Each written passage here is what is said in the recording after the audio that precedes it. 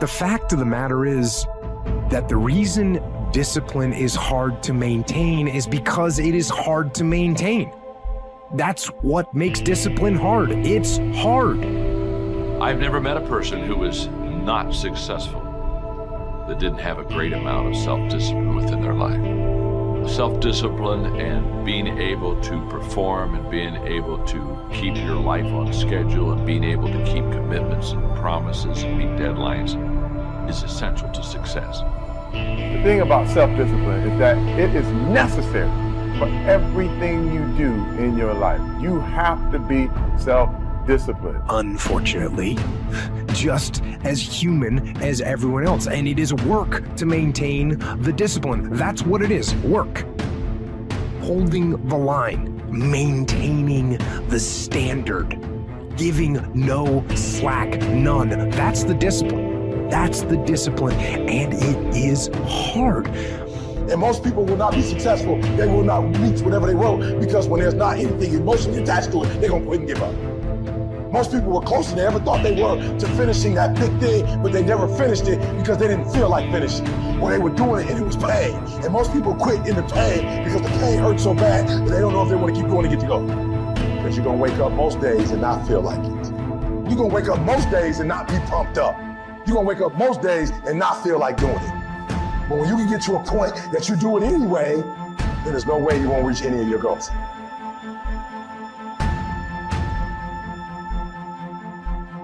I think pushing yourself physically is the number one factor of life. That is the true spot where you can really dive deep into. Life's about self-discipline. It is about self-discipline. We tend to do the things that are easy. And that is it builds no mental toughness, it builds no mental hardening, it builds nothing. When you work out, working out is where you can build that the fastest. Because it's a constant, it gives you instant feedback. Yeah, you may not lose the weight you want to real fast, but the discipline it takes, it transfers over to all aspects of your life. It's not people, man, why are you always working out? Stop looking at it that way. This is the foundation of life. When you look in the mirror, every morning we all look in the mirror to get ready to go to work, to go anywhere. The first thing you see is your reflection. If you don't like what you see in the morning, you lost the war already. It's not about even liking what you see. It's about looking in the mirror and you may start, man, I feel different.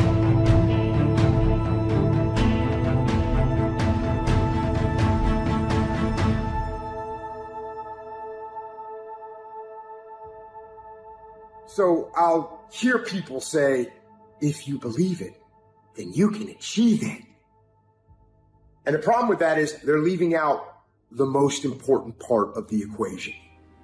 And that part is work, action, actually doing something. That's what you have to do to achieve anything. Yeah, you gotta believe it, but you better get the work done. It's real simple. If you don't work out, you don't get a muscle, right? I always tell people there's a daily practice like priming. If you don't do that, if you get up and you just have no discipline whatsoever, you get no value of anything. Your diets don't work when you don't do them. Exercise doesn't work when you don't do them. But most of the people have some experiences that they want to shift. And once you shift those things, your whole life changes. There's things that you know you're supposed to do as a human being, things that you know are going to improve your life. Do those things. There's things that you know are going to make you a worse person and make your life worse. Don't do those things. Get up early, do some kind of workout, eat good foods, clean your room, make a list of things that you're supposed to do in your life, and then wake up in the morning and do those things. And no, it is not easy. You're not going to get it from anyone else but you. You think things are gonna just go your way? Well, they're not gonna just go your way. You gotta make them go your way. You think things are gonna just happen for you? Well, they're not just gonna happen for you. You gotta make them happen. It's all mental, and people don't get it. You know, everybody wants to say, okay, well, here go 10 steps to, okay, Lewis said do 8, E.T. said do 9, you know, this person says this is 12 steps, and everybody's trying to get the steps without the mentality. It's like, okay, maybe you don't need all 9, or maybe you don't need all 8, maybe you need 4, maybe you need 12, I don't know. But I think sometimes they see what we do and say, if I can duplicate that, just like exactly how he's done in the book, exactly how, and it's like, yo, you have a story. You know, you have a unique experience. And so your 12 are shaped by not just your world, but how your world has shaped your thinking. And I think that's the part that mission is like, guys, if it was easy, everybody could do it. If it was a cookie cutter, everybody would just follow it to the T. But there's a mindset. And when I looked at Serena, when I look at the Michael Jordans of the world, Tom Brady, when you look at Michael Phelps, like it is a mentality. On our new album, The Resolution, I talk about, I got that dog. And I'm not really referring to just this, aggressiveness, but it is a mindset. I saw Belichick said something where they were like, how you feeling about the Super Bowl? He's like, I'm gonna be honest with you, we're 5 weeks behind. You know what I'm saying? He's like, everybody else for next year. Everybody else is practicing, training. They lost, they and so they're trying to get ready. They're lifting weights. They're reading books. They're, everybody that lost is studying. He's like, what type of mind says we're 5 weeks behind in terms of the Super Bowl? Right, and then they have the Super Bowl. So, but again, it's a mentality, and I think a lot of people are missing that mentality. And there's a lot of folks that live life on a cushy cloud of marshmallows and bullshit, and then one day something goes wrong. And I mean, that's why spoiled kids are so sad. Like a spoiled young boy is one of the saddest things ever. A young boy that becomes a man and can't take care of himself, and his dad has to keep on rescuing him. His dad has to keep on bailing him out of situations and giving him money. I've met guys like that, and that is a crippling affliction when they don't have the character themselves to be able to get by in life. They constantly need someone to help them and bail them out, even as a grown man. I've met guys in their 40s that still need help from their parents. I'm like, what the man? You're never gonna get it right, because somewhere along the line they didn't face enough of the adversity to realize that there's sometimes you just gotta get up and get shit done. There's sometimes where you have to pull yourself up and you have to push forward even if you want to stay in bed. And if you don't do that and you just keep calling on your daddy and your daddy keeps rescuing you, you never develop those tools. You never develop that ability to recognize what you're doing wrong with your life. Because you're soft, you got a cushiony, you got a safety net for your safety net. Make every day your masterpiece. The secret of your success, the secret of my success, is determined by what we do daily.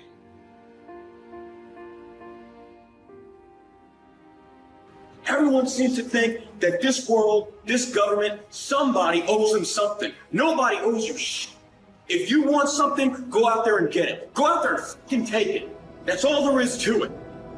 You need to stop this whining, this crying all the damn time, and get up and do something about it. And the biggest thing I see getting in the way is your fucking feelings. Your feelings. Where there's a will, there's a way. When you've got air in your lungs, then you have no excuse. It's just a matter of perspective. You're either gonna be a fucking sheep, or you're gonna be a lion. You're gonna be an attacker and a go-getter. But if you want to sit there and cry and moan and whine all the fucking time when you can't, then you sit your ass on that bench with the losers, and you stay there. But don't expect me to turn around and pat you on the back and say, hey, good job for being a fucking quitter. Get up and do something about it. People who win can do shit, and people who lose talk shit. You can win if you choose to learn the things that you need to do and then can do them. That's reality.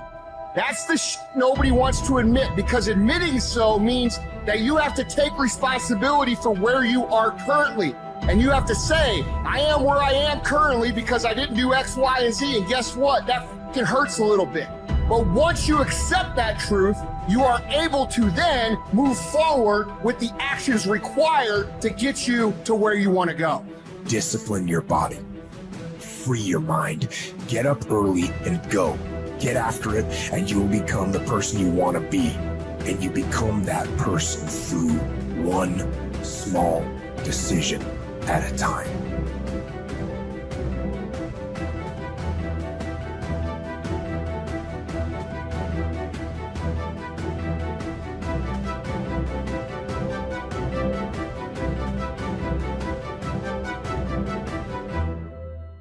And if there's one thing I would say that does make it easier, it's to envision what it feels like when you're done. What it feels like after you've worked out, or you've held the line on your food intake, or you've pushed through some monotonous project that you have to do. And all those things, when they're done, they feel good. Contrary to that, envision what you will feel like later when you let the discipline slack. You know the feeling weak and defeated, and you know that you're falling behind. So get to know those two different types of feelings and ask yourself which one you want to feel in 10 minutes or in a half an hour. You know, we kind of have this idea that, well, you're free as a child, and then you have a certain delightful, wonderful, positive freedom as a child, and then that's given up as you approach adulthood. But the truth of the matter is that you have a lot of potential as a child, but none of that is capable of manifesting itself as freedom before you become disciplined. And discipline is a matter of the imposition of order, and the order is necessary, especially for people who are hopeless and nihilistic. And lots of people are hopeless and nihilistic, way more people than you think. And part of that is because no one's ever really encouraged them. And so the book is in part a matter of encouragement. It's like, lay a disciplinary structure on yourself, get the chaos in check, and then you can move towards a state that's freer, because it's discipline first. Like, look, if you're going to become a concert pianist, there's going to be several thousand hours of extraordinarily disciplined practice. That's the imposition of order on your potential, let's say. But what comes out of that is a much grander freedom. And so in virtually every freedom that you have in life that's true freedom is purchased at the price of discipline. When the thing is done, when the discipline has been implemented, remember what that feels like, and then remember that those minutes and those hours, they turn into weeks and months and years, and holding the line in those critical minutes will put you in an infinitely better place, physically and mentally, if you maintain the discipline. So work through the weakness, fight through the temptation, hold the line. Hold the line, maintain the discipline. It is not easy, but it is worth it, because discipline equals freedom.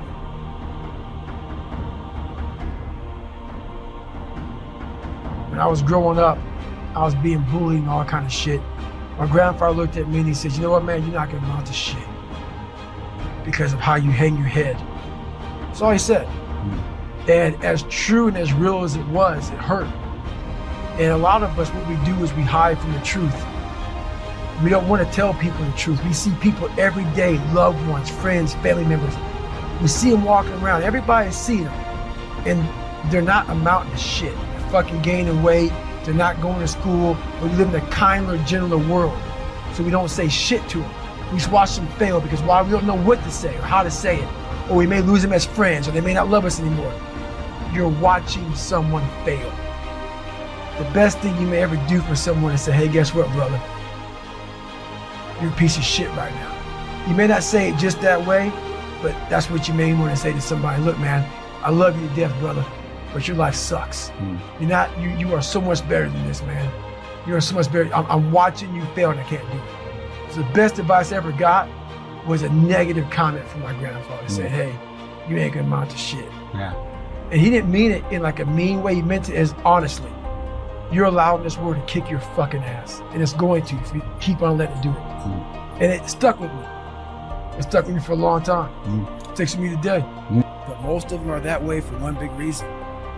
They can't see themselves doing it. They can't see themselves doing it. It's one big reason. The other reason is a lot of it is jealousy.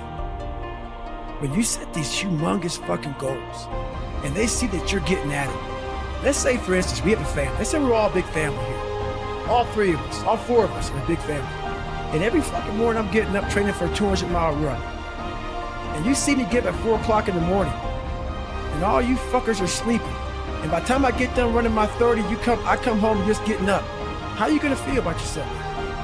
A lot of times when you're an overachiever and you have people, that's what I talk about the mediocrity thing. A lot of our family members, a lot of our friends, they're mediocre. There's always those couple of guys who are uncommon, who want to be better. But you make that mediocre motherfucker feel like shit. Whether it's your mom, your dad, whoever. You make him feel horrible. I've been there. I'm speaking from experience. You get somebody around you, man, who's trying to be better, and you don't have the drive that they have, it's a constant reminder of how fucked up you are. You have to know that that's what it is. Anybody in your course not saying, man, get after it, brother, I'm so proud of you. They have a problem with themselves because all you're trying to do is achieve more. If that's a problem for somebody, you have to look at them and say, man, you really have a fucking problem with yourself, huh? It's much deeper than what you think. It lies deep in your soul. How I was able to fix myself was I saw how ugly I was towards other people who were great. I was able to look back and say, man, you don't hate that motherfucker for any reason because he's great. And you're lazy. You're lazy. He makes you feel like shit every single day. That's where it comes from. You have to know where shit comes from to be able to solve it.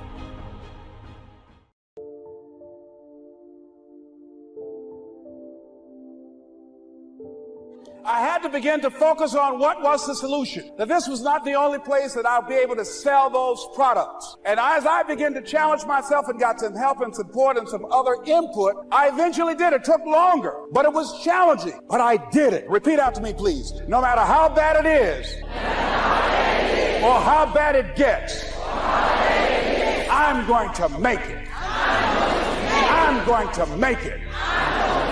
Shake somebody's hand on your right and left and say, you got that right. Repeat after me, please. It's possible. I can have my dream. I can get what I want. I must be creative and never give up.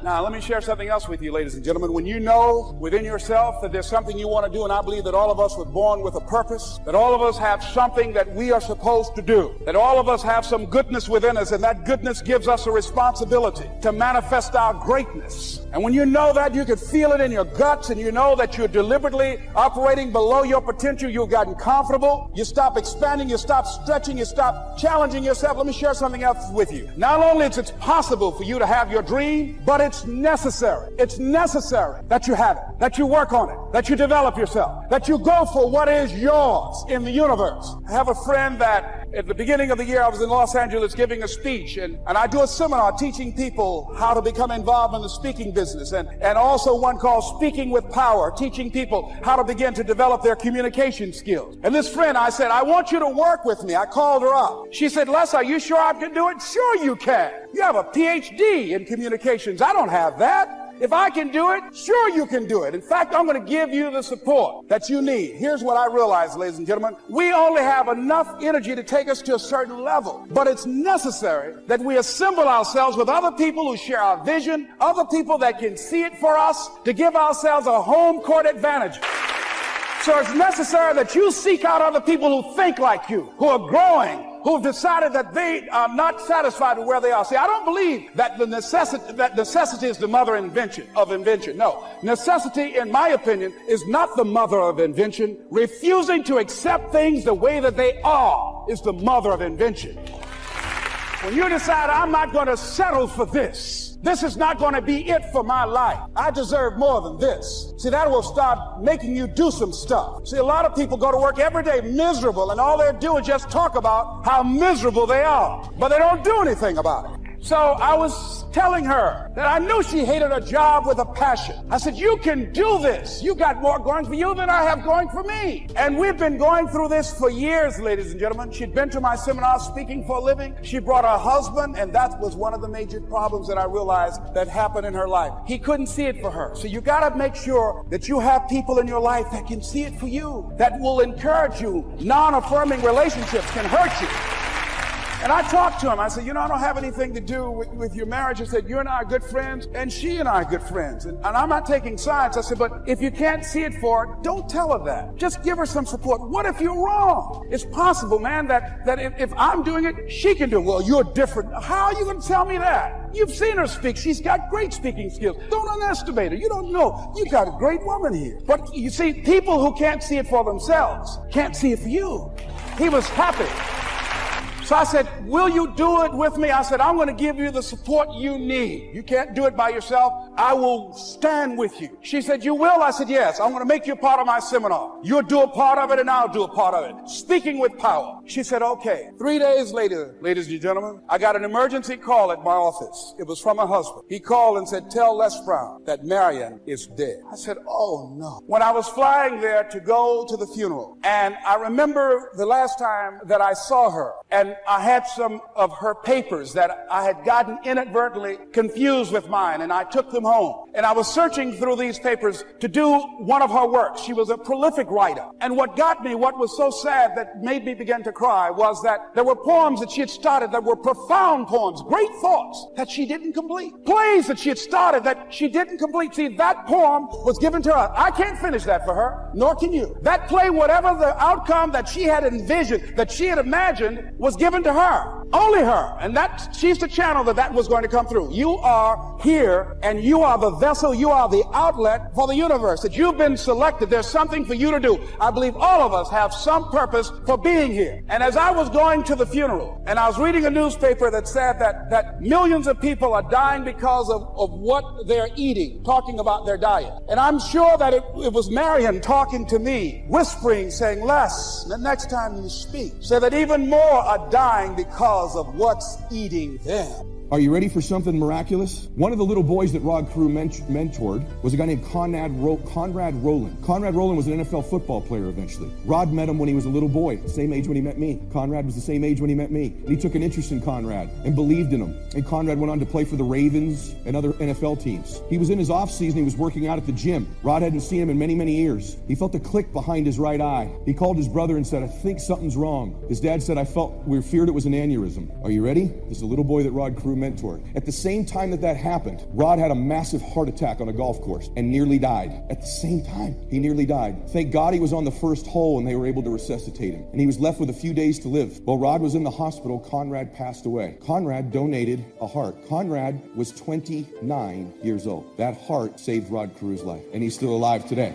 So, the lesson from that is that there's a payoff, and even if there wasn't, you should do it. But the investment of belief in people, sowing seeds of belief, that's what makes you a leader. People say, what makes me a leader? Makes you a leader is your example. What makes you a leader is you investing belief and loving and caring about people. Any one of you in this moment could decide you're going to lead, because leadership is instilling something in someone that they don't see in themselves. Loving on them, believing them, seeing their giftedness. All of you, I don't care if you're loud or quiet, big here or small here, you could be a leader. The bottom line is you need to decide you want to lead. You need to decide it's worth it. Our company's looking for leaders, and it's about your destiny. If you invest in enough people, there's a payoff for your destiny. I'm telling you right now, the more I'm here, the longer I'm here, my heart knows we're a company of destiny. We're a company where dreams come true. We're a company that stands for something. We're a company that changes lives. We're a company where dreams happen for people. You got to believe that. You got to believe you got a destiny. I hope you're hearing those people sitting with you saying, you can do this. You belong here. This is where you belong. This is where you can make it. I want to talk to you about becoming a leader for a second. You got to feel and know you're going to lead. It's not just going to happen. You have to make it happen. A few things you need to know is, listen, no one's going to do anything for you. A couple rules of being a real leader. You need to take responsibility for your own life. Bringing energy to your team. Leading in recruiting. Leading in leadership. Leading in growth. Nobody owes you anything, but you owe other people everything. That's what a leader does. You take responsibility. You know exactly right now what you're not doing. It would be criminal of you to leave here and say, I don't know what to do. You know exactly what you're afraid of. You know exactly what you've been avoiding, and you got to make a decision to change it. You know exactly what it is. Don't BS anybody. You know what you need to do different. You know the changes you need to make, and if you can do that, you stop kidding yourself, you can win. You can overcome your fear, overcome procrastination, whatever that is. You know exactly what it is. Number 2, you got to compete. I agree with what Monty said yesterday. You don't have to be number 1, but dadgummit, you better want to compete to be the best version of you you could possibly be. Your desire and will to win is everything. I believe you win with intangibles, with emotion, with energy, with passion.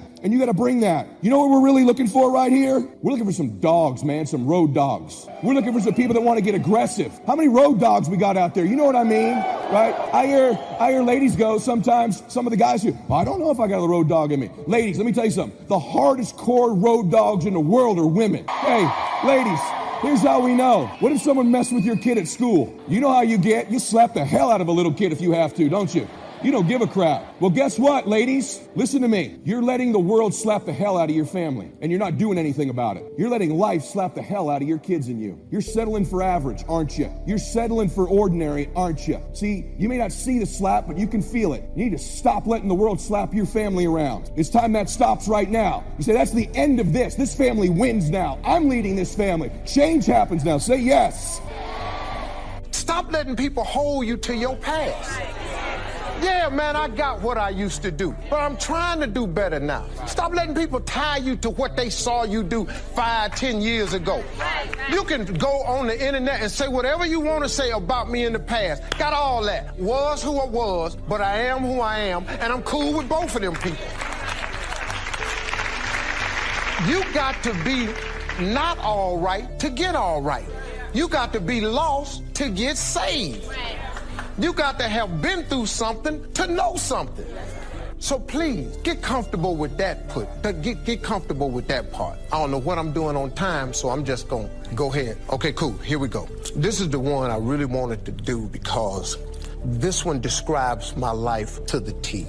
When I left college, I flunked out of college after 3 years. When I worked at Ford Motor Company, one of the last jobs I had because of the layoffs was they put me in the foundry. I learned a valuable lesson in the foundry because I used to be a foundry worker at Ford Motor Company. I'm now a spokesperson for Ford. Let me tell you how the flip went. A lot of people don't know, but in the foundry, they was making engine blocks. Engine blocks start with scrap metal. See, people, you think old cars just go away. No, they go to junkyards. Companies take this scrap metal and they melt the metal down. But it starts with scrap. They run it through a furnace, and when it gets in the furnace, they liquefy the metal. Then they take this metal and they pour it into a mold. This mold is the engine block. But when you pour it in there, it's just hot. It's just hot. It ain't nothing. And you think that you can't do nothing with that. But then something comes along and gets a hold of it. Something comes and gets a hold of it. It takes this hot piece of mess that was scrap. It lifts it. It dips it. It cools it. It refinishes it. It hardens it. And then it puts it on a conveyor belt. When it come out the conveyor belt, my job was to hit it with a sludge hammer and knock the loose flashing out. That's empty, extra metal on it. And then you have an engine block. The basic of any engine is the block. You got a cracked block, you can throw that engine away. It don't work. But the block starts from scrap metal. This really how God do it, though. See, God takes scrap. All engine blocks is scrap. He takes scrap.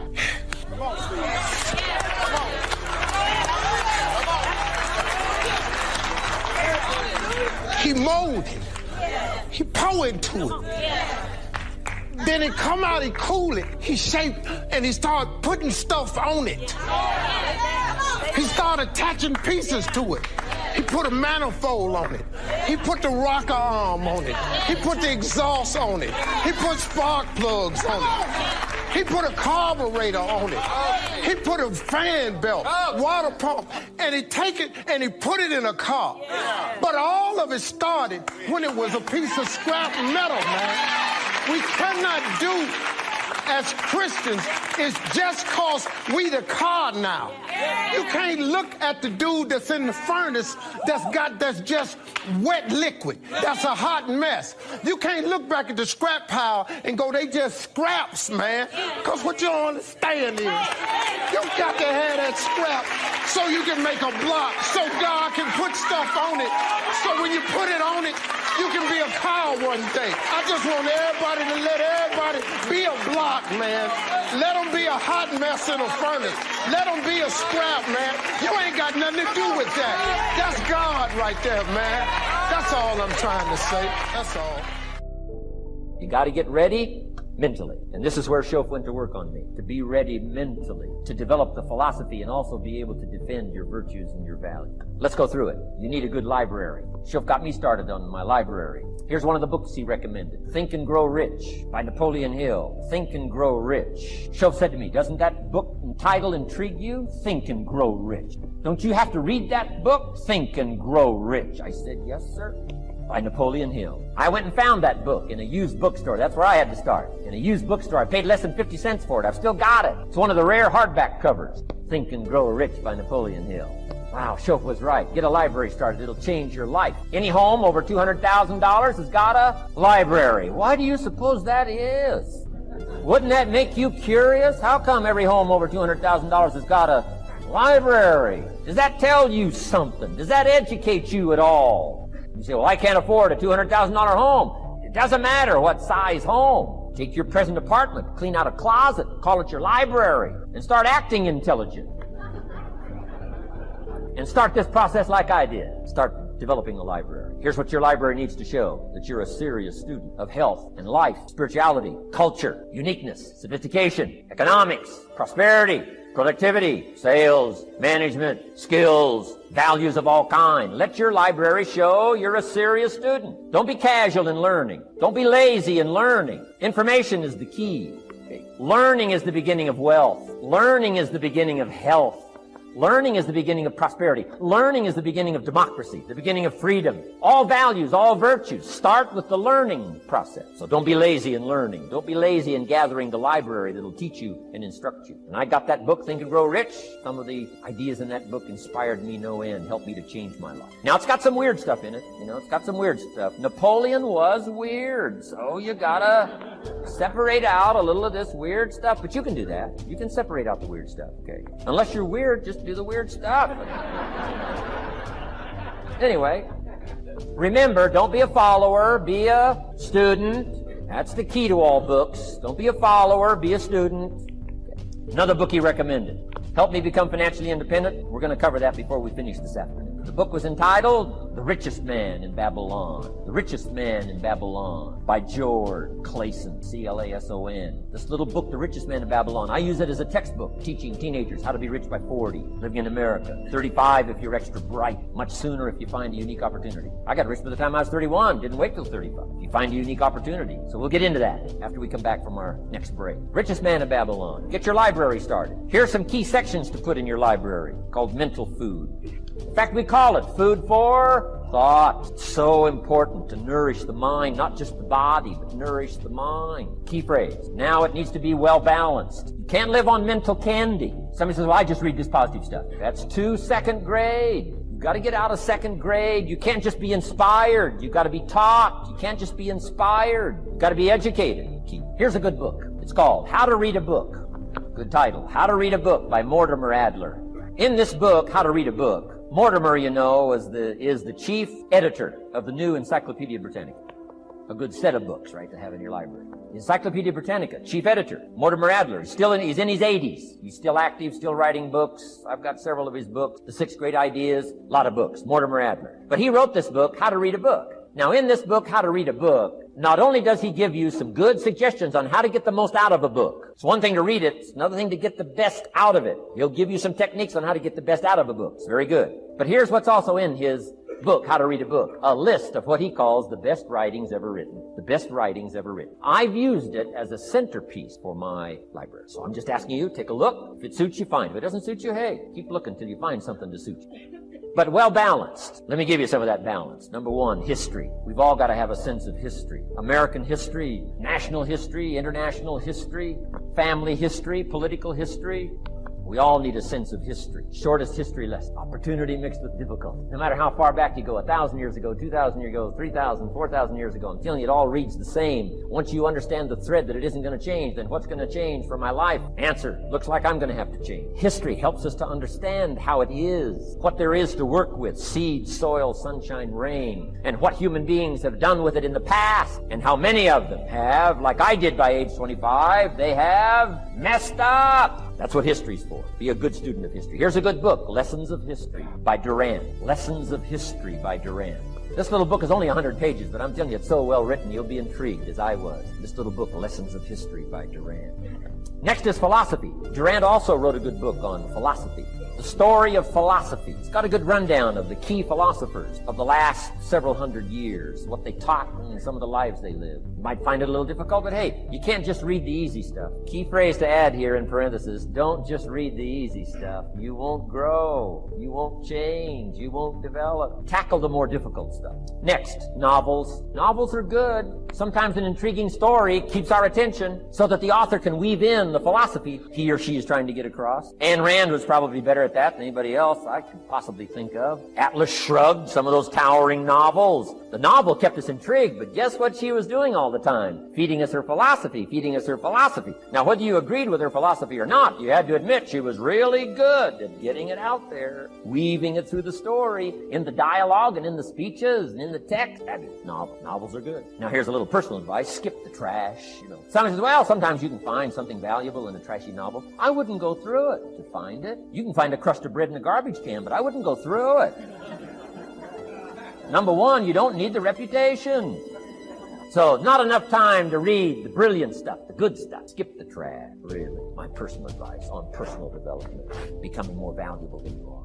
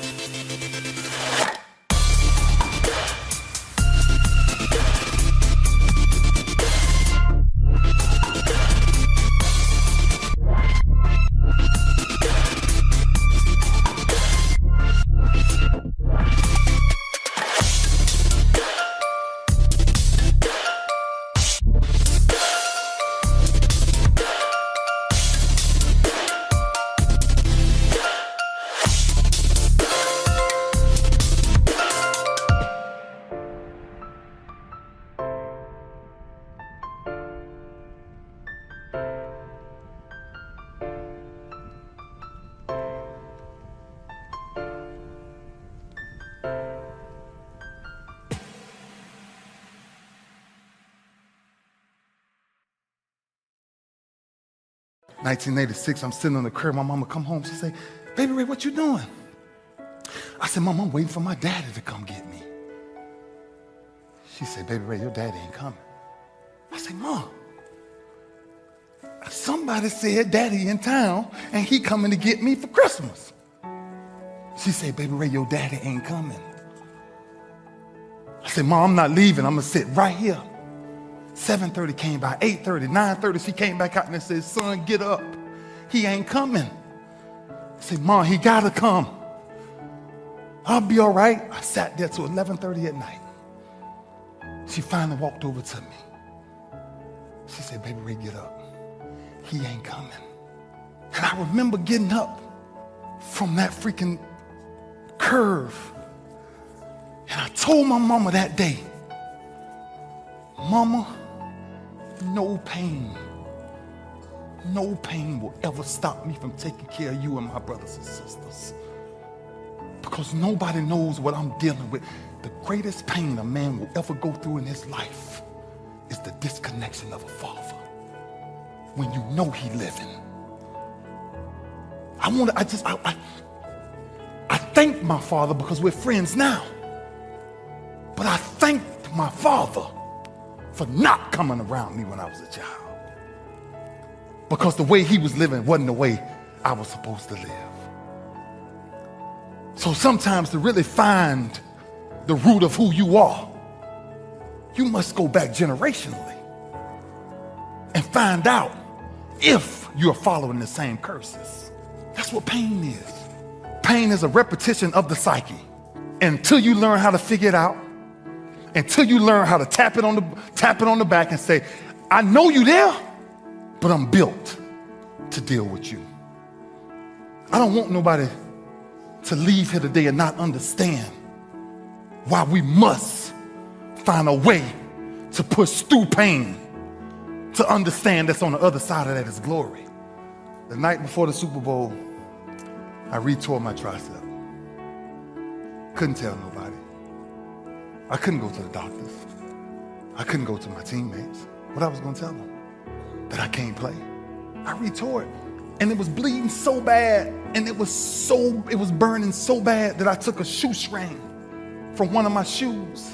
And one of the fire spigots, I tied a shoestring around the tire spigot and tied it around my arm to hang my arm up just so I can get 3 hours of sleep. And I held it there all night, and that shoestring held my arm there all night. And I got up and I walked in that stadium. And I never forget this. If anybody's ever saw this ride, I came out of halftime and we busting San Fran up. I'm sorry if there's any 49er fan. You know, I know we're on the West Coast. But I come out of halftime and I stayed in there a little longer because I got ready to tell my trainers, I'm like, man, listen, I can't even punch nobody with my arm.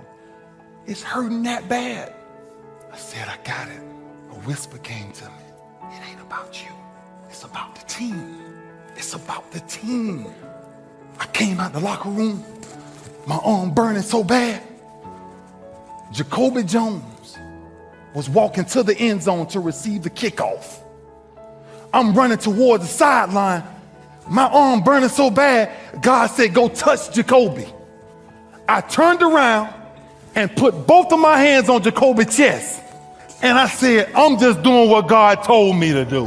And I ran back to the sideline and I watched Jacoby go 109 yards. So everything that moment told me was sometimes your greatest pain, it ain't even about you. It's about a greater purpose. I delegate everything that I think is not the single most important things in the world, and then I micromanage the things that I think are the most important things in the world. Luckily for me, hence why I've been able to build big companies, I don't think most things matter. So I don't think I'm any different than anybody else. I actually think everybody is a delegator and a micromanager. I just think that my radar of what's important is different. Yes, we need to do something with that. That's the guys. That's it right there. I'm just like you. We're all the same. We all delegate, we all micromanage. The difference is, I don't think most things matter. And what do I mean by that? As I'm trying to think about somebody watching this for the first time, instead of alluding to like people that have watched forever. Most things don't matter. Like, I don't know, like just, I don't know, that's what it means. Like, you know, like if I was like, I don't know, I don't think lighting matters as much as D-Rock. Like, I just don't think things matter. Like, I don't think like one client that's gonna put us out of it, like, I don't think one employee is gonna kill our atmosphere. I don't think a lot of things matter. I don't think like a misspelling in a deck is something that really matters to a lot of people in my company. It just doesn't matter to me. I just don't think so. Guys, I don't think we're gonna lose a count because we put the I before the E. And if we do, them. Idiots. I don't think not wearing shoes in an establishment is, you know, the biggest thing in the world. Clearly, if you've watched Daily V1, some people do it. And guess what? I do not judge. Do not judge. Everybody's allowed to do their thing. It's just like parenting. I will never spew my parenting. I talk about it, but it's very holistic. Like, this is what I do, not what I'm telling you to do. This is me. So ultimately, I think that I'm both. Like everybody in the world, I just think that I deem what's most important at a very, very high level on things that most people, you know what? A lot of you are commenting about my 5-minute meetings. Most of you, because you're part of my community, think it's great.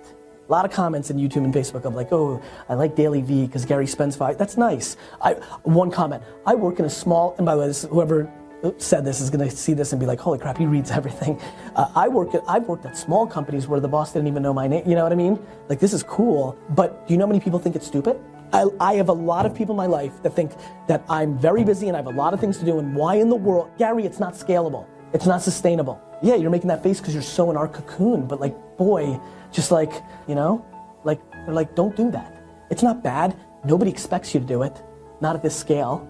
And you have a great culture and you have great intent, just do that. I'm like, nope, this thing matters to me. So I'm micromanaging a hello into my company 3 to 6 months in, that a lot of people outsource to an HR person or to leadership. So I do unscalable things all the time, micromanaging if I deem them the most important. Pitching new business, I like to micromanage that because it's important to win business.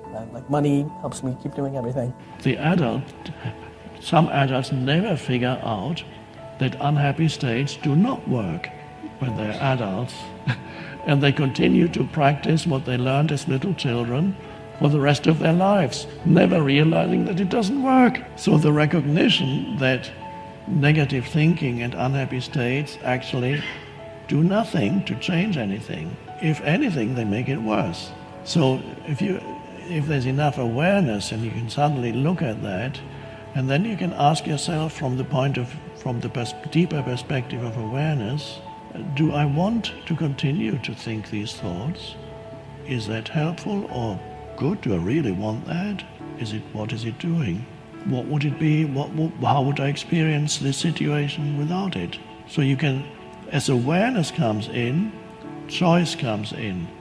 And then there are moments when you may be able to step out and just be present, and the negative mental emotional stream subsides, but it's not gone yet, because you don't get rid of it that easily. A few moments later, another thought comes into your head, and immediately a new train of negative thinking starts. And you can feel the pull of it. It's there. It can be very, very strong, especially if it's been in your life for a long time. You feel the pull of negative thinking. Come this way. This is so familiar. This is where you belong. This is who you are. And then you need awareness. So you can't fight the negative states, because that's another negative state. But you can be aware and see its futility, and ultimately see also how that you are addicted to it. But when you see it, you're not completely addicted anymore. You're only completely addicted when you don't see it. When you see it, you are the awareness. When there's no awareness, you are it. Then you are the ego. Then you are the ego that's addicted to unhappiness.